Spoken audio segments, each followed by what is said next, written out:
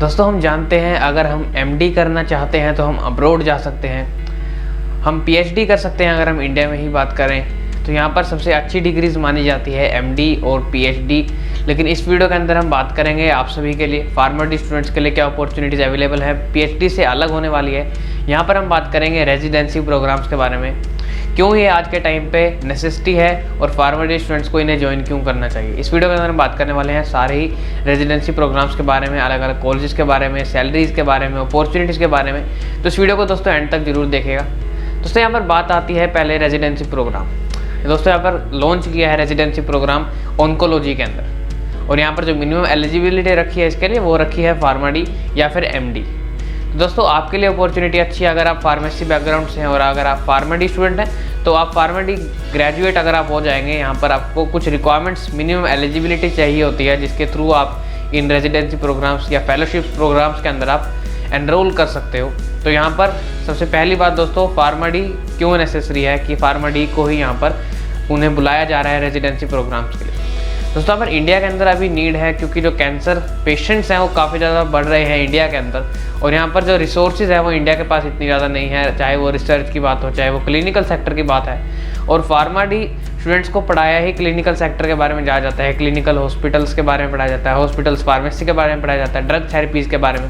तो यहाँ पर ज़रूरी है कि हम फार्मा-डी स्टूडेंट्स की नॉलेज को इम्प्रूव करें, उनके लिए एक प्रोग्राम बनाया गया है। दोस्तों ये residency program post graduate training program होने वाला है। इसकी जो एलिजिबिलिटी है वो फार्मा-डी ग्रेजुएशन आपकी होनी चाहिए, मिनिमम 60% आपके आने चाहिए, तो आप इस रेजिडेंसी प्रोग्राम्स के अंदर एनरोल कर सकते हो। और यहाँ पर जो इसका टाइम ड्यूरेशन है ये 1 साल से 2 साल के करीब हो सकता है। और यहाँ पर आपको सैलराइज ट्रेनिंग प्रोग्राम है दोस्तों, यहाँ पर आपको स्टिपेंड भी मिलने वाला है। अगर आप इन प्रोग्राम्स के अंदर एनरोल करते हो तो यहाँ पर आपको कुछ सैलरी भी मिलने वाली है। वो अलग अलग इंस्टीट्यूट्स के लिए अलग अलग सैलरी है, 20,000, 30,000, 40,000, तो हम वो सब भी डिस्कस करेंगे। दोस्तों हेल्थ केयर ग्लोबल एंटरप्राइजेज जो कि इंडिया की लार्जेस्ट कैंसर केयर प्रोवाइडर्स हैं, उन्होंने इस फेलोशिप प्रोग्राम की शुरुआत करी थी। उन्होंने कहा था कि यहाँ पर इंडिया के अंदर अभी भी रिसोर्सेज बहुत कम है। अगर हम कैंसर की बात कर रहे हैं तो यहाँ पर फार्मा-डी स्टूडेंट्स के लिए ये इन्होंने फेलोशिप प्रोग्राम्स निकाला है, और यहाँ पर इनके कॉलेज इनके इंस्टीट्यूट्स में भी यहाँ पर आपको पढ़ाया जाएगा। और भी काफ़ी सारे इंस्टीट्यूट्स अवेलेबल हैं इंडिया के अंदर जहाँ पर आप ये एनरोल कर सकते हो इस फेलोशिप प्रोग्राम के अंदर। आपको दोस्तों यहाँ पर 1 साल 2 साल के अंदर पूरा स्पेशलाइज आप हो जाओगे, सुपर स्पेशलिटी प्रोग्राम्स इन्हें कहा जाता है। तो यहाँ पर अगर आपकी स्पेशलिटी भी है तो भी आप इसे एनरोल कर सकते हैं, क्योंकि यहाँ पर जब आपको इन्फॉर्मेशन मिलेगी, नॉलेज मिलेगी, वो सुपर स्पेशलिटी लेवल की होने वाली है। और ये ज़रूरी है दोस्तों, यहाँ पर आपको ये बात बता दूँ कि ये यहाँ पर बहुत बड़ा कंपटीशन अवेलेबल है। यहाँ पर इंडिया के अंदर ऐसा नहीं है कि यहाँ पर इंस्टीट्यूट्स के अंदर 50 सीट्स हैं, जैसे फार्मा-डी की 100 सीट्स होती हैं, 60 सीट्स होती हैं। इन इंस्टीट्यूट्स के अंदर 1 या 2 सीट्स ही अवेलेबल हैं, और पर सेमेस्टर अगर हम पर ईयर बात कर रहे हैं तो यहाँ पर कॉम्पिटिशन काफ़ी हाई है। लेकिन यहाँ पर आपको अपॉर्चुनिटीज़ भी बहुत अच्छी मिलने वाली है अगर आप इन इंस्टीट्यूट्स के अंदर एनरोल करते हो इन फेलोशिप्स प्रोग्राम्स में। यहाँ पर दोस्तों फोकस किया जाएगा इस फेलोशिप प्रोग्राम के अंदर मैलिग्नेंसी में, इन्फेक्शियस काइंड की जितनी मैलिग्नेंसी होती है इनके ऊपर काम किया जाएगा। और यहाँ पर आपको 2 साल के अंदर आपको हॉस्पिटल वर्कशॉप्स भी होंगे, आपके इंटर्नशिप्स भी होंगे, और यहाँ पर आपको स्टिपेंड्स भी अवेलेबल करवाए जाएंगे। दोस्तों इस वीडियो के लिए हमने यहाँ पर 4 इंस्टीट्यूट सेलेक्ट करे हैं। 4 इंस्टीट्यूट्स आपके बारे में पूरी डिटेल बताने वाला हूँ, उन इंस्टीट्यूट्स के बारे में, वहाँ पर आप कैसे एनरोल कर सकते हो इन फेलोशिप्स प्रोग्राम्स के अंदर।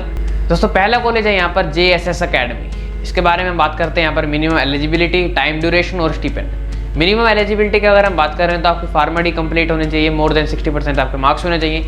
यहाँ पर आप रजिस्टर्ड फार्मासिस्ट हैं तो आपके लिए बहुत बेहतर होगा, यहाँ पर रजिस्टर्ड फार्मासिस्ट होना पड़ेगा आपको, और यहाँ पर फार्मा-डी में 60% से मार्क्स आने चाहिए। ये तो बात होगी दोस्तों एलिजिबिलिटी की। अब बात करते हैं यहाँ पर स्टिपेंड की। स्टिपेंड दोस्तों यहाँ पर आपको 15,000 पर मंथ मिलेगा, 2 ईयर्स तक आपको ये 15,000 मिलते रहेंगे। और यहाँ पर दोस्तों अगर बात करें हम टाइम ड्यूरेशन की तो यहाँ पर 2 ईयर्स का कोर्स होने वाला है। दोस्तों सेकंड है यहाँ पर श्री शंकरा कैंसर हॉस्पिटल। इसमें 2 सीट्स अवेलेबल हैं, और यहाँ पर आपको 18 मंथ्स का यहाँ पर आपको एक कोर्स अवेलेबल करवाया जाएगा। दोस्तों थर्ड है यहाँ पर HCG cancer hospital. HCG cancer hospital में आपकी मिनिमम एलिजिबिलिटी है, आपकी फार्मा-डी कंप्लीट होनी चाहिए 60%, और यहाँ पर जो आपका कॉलेज है वो अप्रूव्ड होना चाहिए PCI के थ्रू, तो ही आप इस फेलोशिप प्रोग्राम्स के अंदर एंटर कर पाओगे। 2 ईयर्स का होने वाला है यहाँ पर। ये आपको 2 ईयर्स के अंदर फर्स्ट ईयर में आपको क्लासरूम वर्क्स होंगे और डेली विजिट्स होने वाले हैं हॉस्पिटल्स के अंदर, और सेकंड के अंदर डेडिकेटेड आपको पूरा टाइम ही हॉस्पिटल वर्क होगा, और यहाँ पर आप फेलोशिप प्रोग्राम्स के लिए इंक्लूड हो जाओगे। सो लास्ट है यहाँ पर टाटा मेमोरियल कैंसर हॉस्पिटल। यहाँ पर 1 सीट अवेलेबल है और 1 साल का ये कोर्स होने वाला है। यहाँ पर जो मिनिमम एलिजिबिलिटी है वो आपकी फार्मा डी है, 60% से अबव होने चाहिए। और अगर आपने एमडी कर रखी है फार्माकोलॉजी के अंदर तो भी आप इस कोर्स को एनरोल कर सकते हो, इस रेजिडेंसी प्रोग्राम के अंदर जा सकते हो। यहाँ पर दोस्तों आपको जो स्टिपेंड मिलने वाला है वो सारे कॉलेजेस से बेहतर होगा, क्योंकि यहाँ पर कॉम्पिटिशन भी ज़्यादा है। तो यहाँ पर फार्मा डी ग्रेजुएट्स को 35,000 मिलेंगे पर मंथ, और एमडी फार्माकोलॉजी है जो उनको 65,000 पर मंथ मिलने वाले हैं। दोस्तों यहाँ पर हमने 4 कॉलेज के बारे में, हॉस्पिटल्स के बारे में डिस्कस किया है। अगर आपको कोई और कॉलेज के बारे में इंफॉर्मेशन है जो कि रेजिडेंसी प्रोग्राम से करवा रहे हैं तो आप कमेंट्स में हमें बता सकते हो, जिससे ग्रेजुएट्स की, हमारे जो फार्मा डी ग्रेजुएट्स हैं उनकी हेल्प हो पाएगी। दोस्तों इस वीडियो में इतना ही। अगर आपको वीडियो देख के कोई भी लर्निंग मिले तो इस वीडियो को लाइक कर दें, शेयर कर दें अपने दोस्तों के साथ जो कि फार्मेसी की फील्ड से जुड़े हुए हैं। और अगर आपने हमारे चैनल को अब तक सब्सक्राइब नहीं किया है तो सब्सक्राइब भी कर लीजिए, क्योंकि ऐसे ही ऑसम कंटेंट इस चैनल के ऊपर आता रहेगा। तब तक के लिए धन्यवाद।